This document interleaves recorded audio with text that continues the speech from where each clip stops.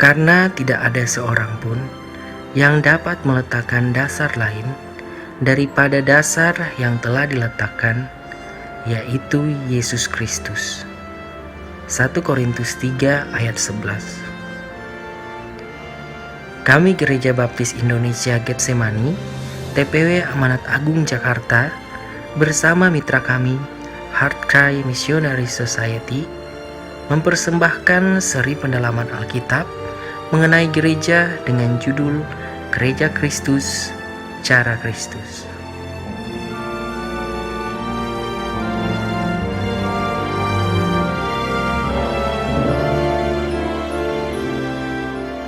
Bab 2, Dasar Gereja.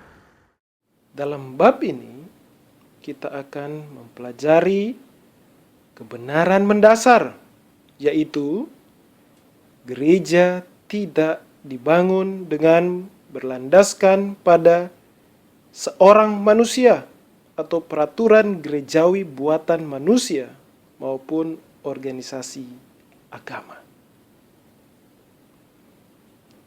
Gereja dibangun berlandaskan pada Tuhan Yesus Kristus dan firman Allah. Kebenaran ini menghasilkan banyak dampak penting, baik dalam kehidupan orang Kristen secara pribadi maupun dalam gereja secara keseluruhan. Karena Kristus adalah pendiri dan fondasi gereja, maka kita tahu bahwa Tuhan Yesus Kristus harus menjadi pusat gereja, dan bahwa setiap aspek iman dan pelayanan gereja harus ditujukan bagi kemuliaannya, sesuai dengan kehendaknya yang dinyatakan dalam Alkitab, firman Allah. Terlebih, karena gereja berlandaskan pada Kristus, yang adalah Tuhan atas segalanya, maka kita beroleh keyakinan bahwa gereja pasti bertahan hingga akhir dan tiada rencana Allah yang akan gagal. Mari kita menjawab beberapa pertanyaan berikut. Yang pertama, berdasarkan 1 Korintus pasal 3 ayatnya yang ke-11, siapakah dasar yang agung bagi gereja? Dan apakah artinya firman Tuhan tersebut? Yaitu 1 Korintus 3 ayatnya yang ke-11. Saya akan membacakan 1 Korintus pasal 3 ayatnya yang ke-11. Karena tidak ada seorang pun yang dapat meletakkan dasar lain daripada dasar yang telah diletakkan, yaitu Yesus Kristus.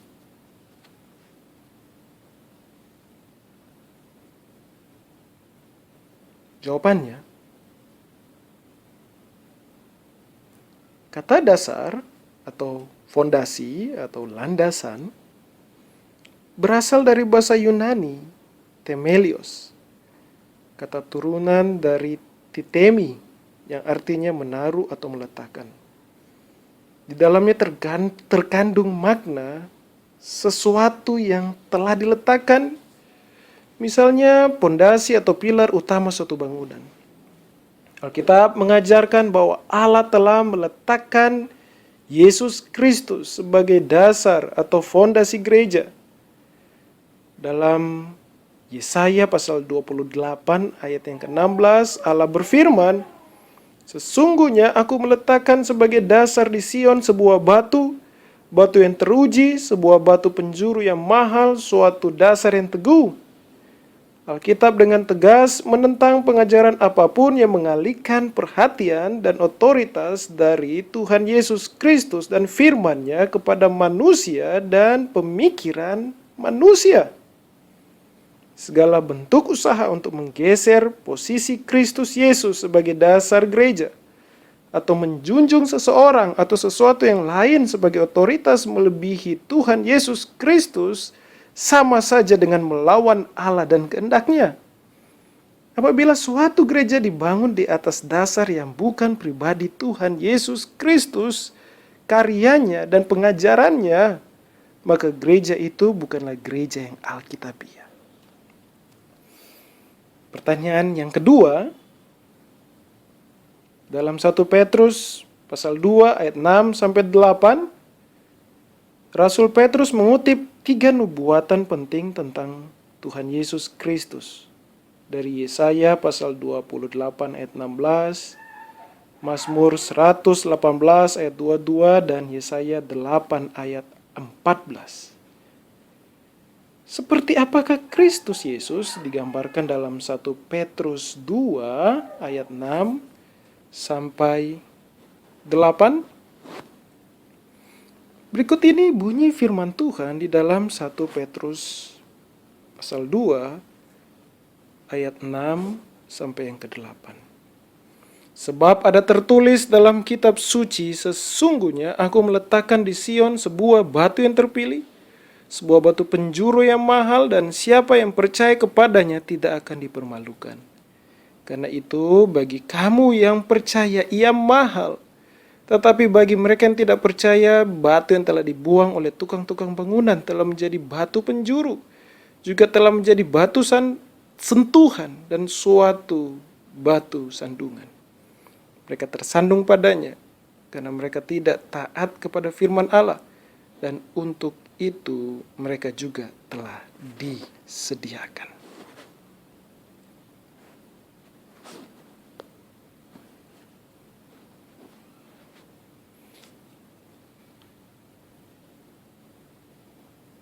Jawabannya A. Sebuah batu yang terpilih. Ayatnya yang ke-6 dikutip dari Yesaya pasal 28 ayat 16. Kata terpilih berasal dari bahasa Yunani ekletos, yang artinya dipilih atau ditunjuk.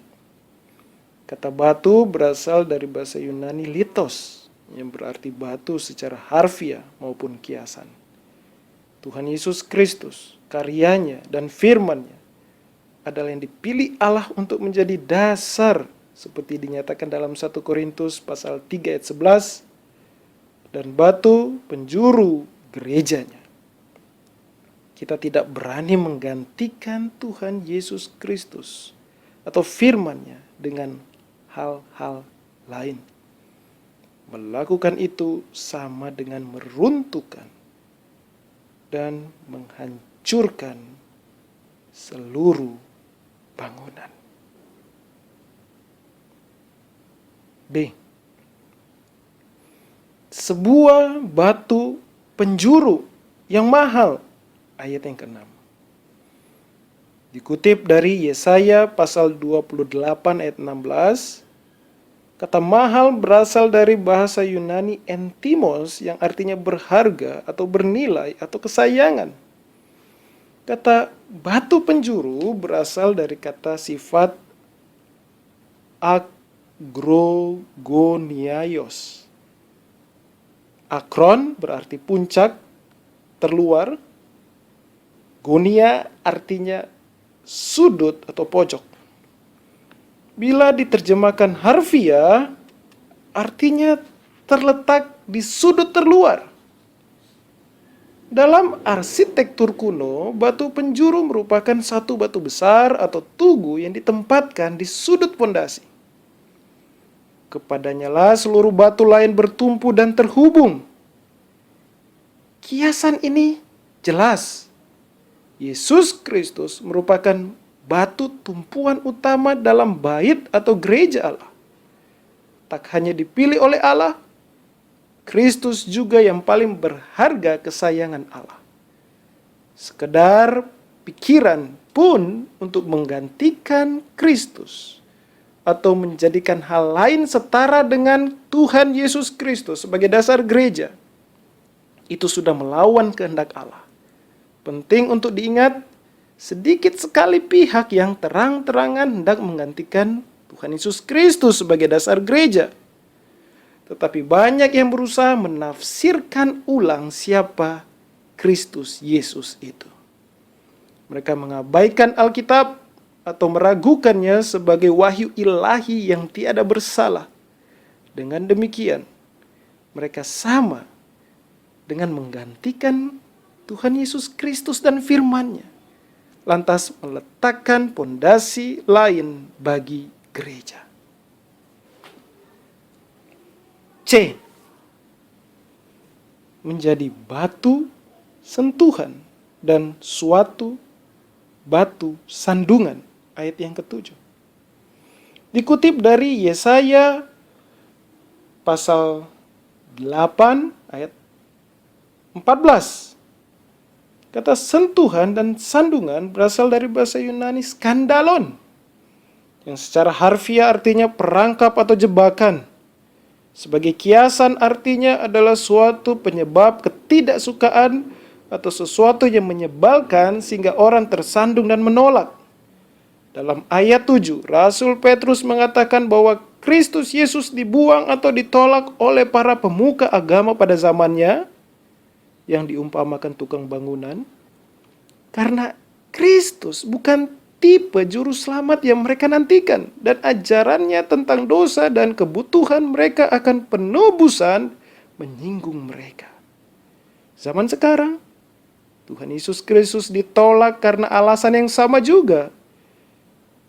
Tetapi bagi yang percaya, Kristus berharga dan nilainya tak terkira.